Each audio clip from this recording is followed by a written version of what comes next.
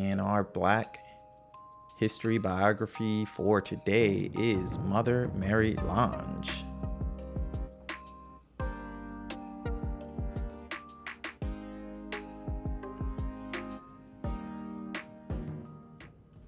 All right. Mother Mary Lange was born Elizabeth Clarisse Lange. She was a Black Catholic religious sister who founded the Oblate Sisters of Providence, the first African American religious congregation. She was also, via the Oblates, the first ever African American mother superior. Oh, wait, I'm showing the wrong screen. Isn't that fun? Let me fix that. Let's see here. Go to the right screen. That would help. There we go. Mother Mary Lange. All right. She was the first ever African American mother superior, or I prefer the term Black. The cause for her beatification was opened in the 21st century, and she was thus honored as a servant of God by the Catholic Church. And we talked about beatification in another episode. And it's just the recognition, according to the Catholic Church, of a deceased person's entrance into heaven and capacity to intercede on behalf of individuals who pray in his or her name. And she is in the process of becoming a saint. And servant of God is the first step in the path to becoming a saint. And it's a term used for individuals in the Catholic Church as designating that they have begun the investigation to canonize them as a saint. And of course, this is moved. That's my video is all messed up, y'all, right now. I don't know why everything's switching up on me, but that's okay. So let's talk more about Mother Mary Lange. Okay. And I've been having a problem. I usually post everything on all my different social channels, but I cannot get Periscope working for some reason. No big deal. We're going to keep on moving on. So let's talk about her early life first. She was born Elizabeth Clarisse Lange in Santiago de Cuba in a Haitian community in about 1784. There she received an excellent education. She left Cuba in the early years of the 1800s and immigrated to the United States. Oblate oral tradition said she arrived first in Charleston, South Carolina, then traveled to Norfolk, Virginia, which is very close to where I live, and finally settled in Baltimore, Maryland by 1813. Baltimore's free African American population had already outnumbered the city's slave population, and there was also a fair-sized French-speaking African American population who had early fled the revolution in Haiti. In the early 1800s, various Protestant organizations in Baltimore, such as Sharp Street Methodist Episcopal Church's Free African School, that is a long name for a school. Let me say that one more time. Sharp Street Methodist Episcopal Church's Free African School. Wow, that's a long name. It was one of the first permanent schools in Baltimore, Maryland for Black people. Daniel Cooker's Bethel Charity School, St. James Protestant Episcopal Day School, and William Lively's Union Seminary created schools for Black students. While providing a valuable service, they could not meet the demands of Baltimore's growing free Black population. Lange recognized the need for education for Black children and opened a school for them in her home in the Fells Point area of the city. There were no free public schools for Black children in Baltimore until 1866. Now let's talk about her as a foundress. In Baltimore, Lange met a Sulpician priest. Sulpician is a society of priests who are named after Saint Sulpice, and they were founded by Sulpicius the Pious. And I've never heard of them before, so that's interesting. Maybe I'll talk more about them another time. So she met the priest James Nicholas Joubert, who was a native of France and a former soldier. Joubert had also fled the rebellion in Haiti. He was in charge of teaching catechism to the Black children who attended the lower chapel at St. Mary's Seminary. Let's talk a little bit about what is a catechism. It's a summary or exposition of doctrine and serves as a learning introduction to the sacraments traditionally used in catechesis or Christian religious teaching of children and adult converts. So the Catechism of the Catholic Church would basically tell everybody how they're supposed to be a Catholic. Basically, it's like a manual. Okay, so he found they could not read very well and thought it would be a good idea to start a school for girls. After getting permission from the Archbishop, he began looking for 2 Black women to serve as teachers. A friend suggested Elizabeth Lange and Marie Ballas, since they were already operating a school in their home. He then decided it a good idea to start a woman religious order at the same time to teach the children and asked the women if they would do so. They shared with him that they felt called to consecrate their lives to God and had been waiting for him to show them a way to serve him. Joubert agreed to support them and persuaded Archbishop James Whitfield to approve the new community. Thus, the Oblate Sisters of Providence were founded by Lange and Joubert as the first religious congregation of women of African descent in the United States. But and I talk about this a lot especially in my Black history videos. African American is not really an accurate term anymore. In the past, it might have been, but historically, Black is in my opinion, a better term. I really don't care what term people use. I'm not like triggered or anything. It's not a trigger warning. I don't care what term people use, but I'm going to prefer to use the term Black because people are so far removed from their families and from their history. It's very, very hard without taking a DNA test to trace yourself back to whatever African country that you might have came from as a slave. And a lot of those histories were destroyed during the slaves' times. We have a wonderful, beautiful history in America as people who overcame slavery. And the term Black really speaks to that. Black American. African American is somebody from Ghana or South Africa or Ethiopia. That's an African American.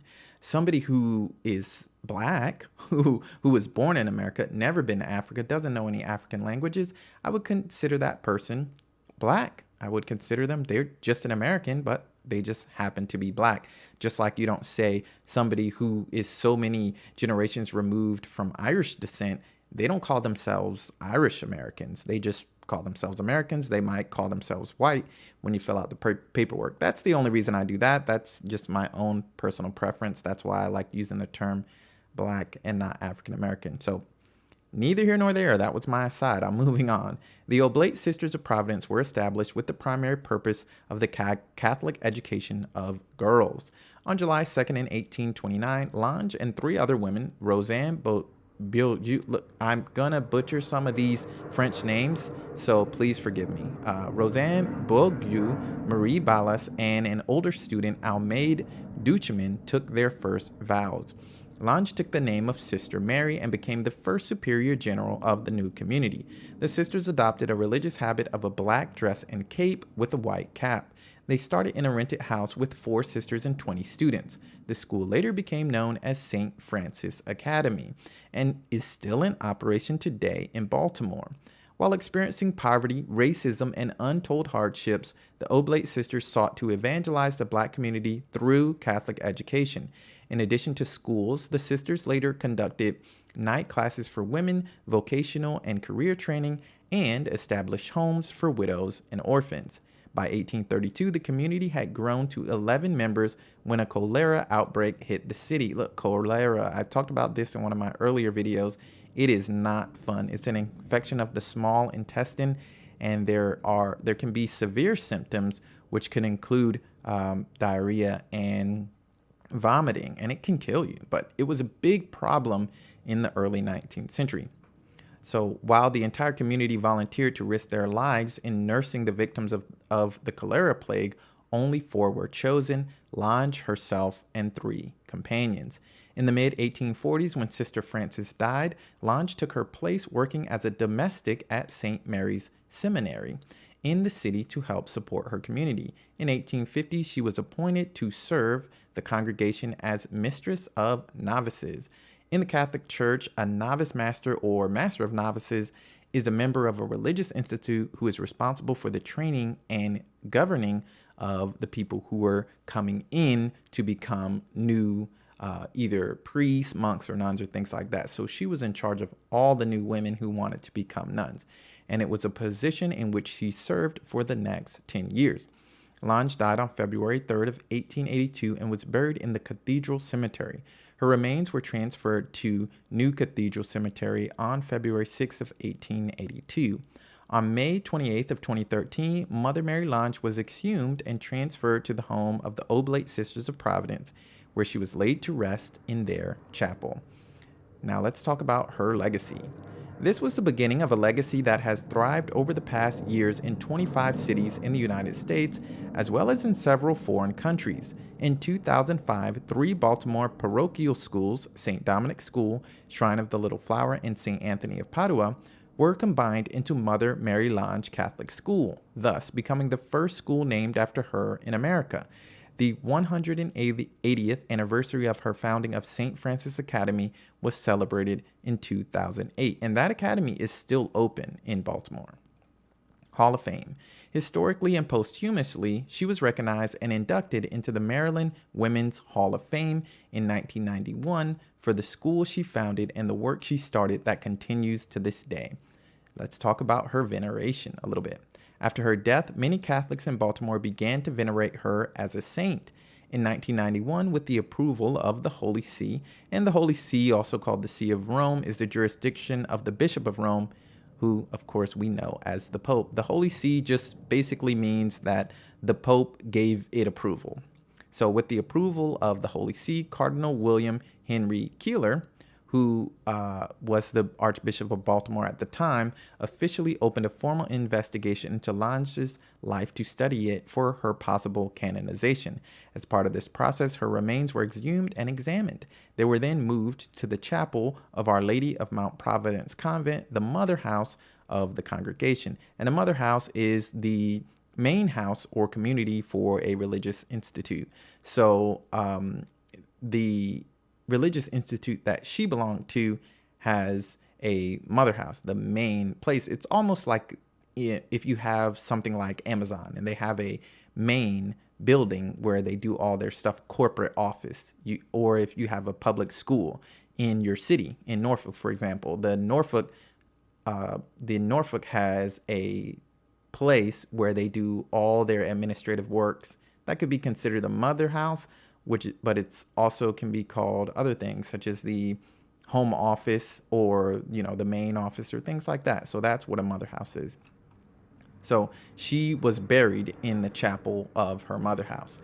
In 2004, documents describing Lange's life were sent to the Vatican's Congregation for Causes of the Saints, which then opened the cause for her sainthood.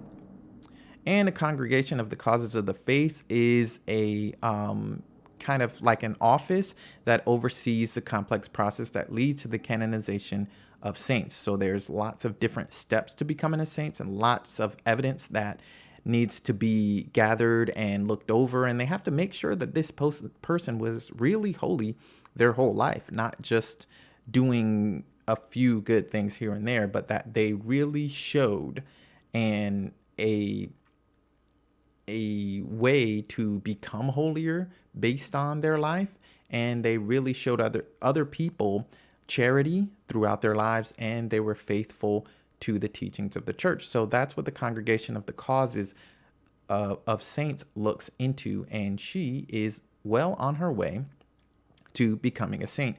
You can look up, she has a guild, Mother Lange Guild. You can look up their website at motherlangeguild.homestead.com. And the Catholic Review wrote a story about her. And on motherlangeguild.homestead.com, they actually have a little bit about her. And there were a couple of other news reports. And there was a book by Carolyn Stegmana called Women of Achievement in Maryland History. you can get that book and learn about other women in Maryland history, but especially you can learn about Mother Lange. So what can we learn from the life of Mary Elizabeth Lange, who is a servant of God on her way to becoming a saint? First of all, let's do a quick overview. She was one of the founders of the Oblate Sisters, which was, a black black sisters, basically black nuns in Maryland. And they also founded schools and they helped a lot of children. Even before she became a nun, she had turned her house into a free school that black children could come to and learn, because they didn't have opportunities at that time to learn in other places. While she was doing that, a priest came to her and he needed women to help with the school that he wanted to start for black children. And then that's why she was able to start the Oblate Sisters of Providence, who then would teach young black girls how to read and write and do math. And of course, so they could read the Bible and learn more about God. That's the importance of education. So Mother Mary Lange. So what can we learn and how can we become holier based on Mother Mary Lange's life? So we can learn that education is important. First of all, of course, education is very important, but we need to learn how to read and write and do math, not just for the sake of learning. We need to learn and read and write and do math for the sake of loving God more. And when we learn how to read and understand words and how to study something, then we can read the Bible and study it better. When we learn how to write, we can write information about God down. We can write letters to other people about God. We can try to convince other people in our own language why it is important to love God. Same thing with math. When you can do math, and there are actually mathematicians who believe that they're finding more proof and information about God through these mathematical proofs, through science and other things like that. It all goes back to God. But if you don't know how to read, if you don't know how to write, if you don't know how to do basic math, you're going to have a difficult time getting closer and closer to God, because in today's world, most of the information is written. A lot of that information is just written down, and there's some audio information as well. But even to get to the audio information, you already have to know how to read and type into a search what you want to find. So it is great that we have lots of videos online of sermons and lots of audio, but we still need to know how to read and write, and we need to know how to research and be able to find answers to the questions we're looking for. You just can't do that if your writing skills are subpar, if your reading skills are subpar. So she started school to help black children, to help black people get their education level up so that they could love God more. And she did it all for free. And that's one of the things that I kind of disappointed in, that with the Catholic schools that have really changed. In the past, they were based on donations only. You did not pay to go to Catholic school. Suddenly it became this thing where it's like a prestigious thing. You go to Catholic school and it's Ivy League, it's top tier, so you have to pay. I mean, my kids go to a Catholic school and you have to pay that tuition. Any tuition is much higher than a free public school. The free public schools aren't doing a great job teaching specifically about religion. I myself teach at a public school, and I know that they really skirt that issue. They push it off to the side. Religion is not that important unless we're going to talk about all the religions that are out there. We're not specifically going to talk about Christianity, even though America, the U.S. is one of the most Christian nations, even to this very day, out there. Our founders were Christian, and a lot of the Constitution and the Bill of Rights all based on Christian beliefs. But it's just pushed to the side in public education. That's why my kids are going to Catholic school right now, because they need that religious education. I truly believe in that. Not because I'm an elitist or anything like that, but I really wish we could get back to the point, but we've lost nuns, we've lost sisters, we've lost priests and monks. We don't have as many as we used to have, so we don't have an opportunity to just have free hospitals and schools like there were in the past. And I do have a history timeline of the Catholic Church, timeline of church history, not just the Catholic Church, because I'm actually going to talk about Protestantism, and I'm going to talk about Orthodoxy and all those things. That's just the timeline of Christianity in general. Once I get to the 19th century, and I'm going to talk more about the hospitals and the colleges and the schools that were opened and were totally free. And they were based on donations from the faithful, because there were plenty of faithful that wanted to pay money so that other people who were less fortunate could get help being healed or being educated or anything like that. Just like we go into a church now, it's free. You want to go into church, you want to pray, you want to spend some time with Jesus, you want to go to adoration and adore our blessed Lord, it's free. You just go in there and you kneel down and you pray. And that's how schools and hospitals used to be as well. People would donate to those things. And that's how everyone, whether they had money or not, could get help. But that's not the case anymore. And it's very sad. And I think that we should try to get back to that, but I don't foresee it happening. Like I said, we don't have enough people who are willing to volunteer their lives and give these things free, like Mother Mary Lange did. Her and her other Black women that she gathered together to become nuns to start these free schools. We just don't have that ability anymore. And I think it's sad, but it's great to learn about Mother Mary Lange and to remember some of the people who did great things in our history in America not that long ago, just over 100 years ago, that she started the first Black religious congregation and one of the first Black free Catholic schools that is still open to this very day. And let me find the name of that school one more time, because that school is still open. Let's see here. I can't remember the name of it. Congregation. Yeah, I can't remember. I can't find. Oh, wait, here it is. The Mother St. Francis Academy, which has been open for over 180 years. The school that she opened. That is amazing. 180 years for the St. Francis Academy. So that is Servant of God, Mother Mary Lange. I hope you learned something new. And we're going to do a quick prayer to close it out. And that'll be it. Oh, make sure you like and share and subscribe if you haven't already. And, you know, there's these funny little things on each different site. There's a like, there's a bell, just do all that stuff. But the best thing you can do is share. If you share, it's really going to help me to get other people to be able to see it. And that'll be awesome. But we're going to do a quick prayer and then we're going to close it out. In the name of the Father and of the Son and of the Holy Spirit. Our Father, who art in heaven, hallowed be thy name. Thy kingdom come, thy will be done on earth as it is in heaven. Give us this day our daily bread, and forgive us our trespasses, as we forgive those who trespass against us. Lead us not into temptation, but deliver us from evil. Amen. In the name of the Father, and of the Son, and of the Holy Spirit. Until next time, stay holy, my friends, and check out some of the other Black biographies I've done on my website at sdcason.com.